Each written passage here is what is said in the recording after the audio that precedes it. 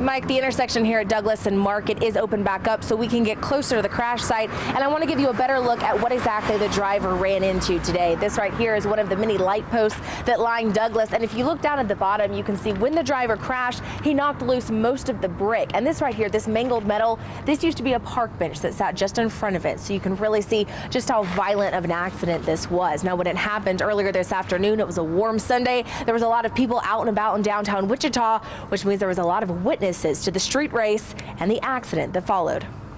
Really devastating, and I hope his family is doing okay. It was very hard to watch. Tragic, somebody had to die. Police tell us the driver of this car, a man in his 20s, crashed and died after he and another driver used Douglas as a racetrack. One witness tells us he was sitting on a bench and saw the two cars speed by. As soon as the light on Douglas and Broadway turned green, they gunned it. The black one was on the inside lane. He started to lose control. By the time I looked around, he had already crashed. Police tell us after the driver lost control, he hit a brick and metal light post at the corner of Douglas and Market.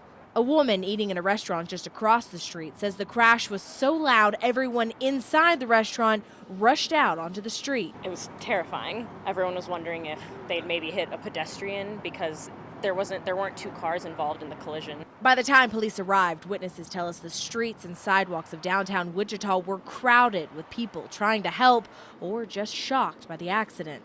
Obviously, like crowds walking downtown, everyone wondering why, and there was a group of people praying right after. The driver of this car was pronounced dead at the scene. His passenger, a woman in her 20s, was taken to the hospital, but police say they do think she'll recover.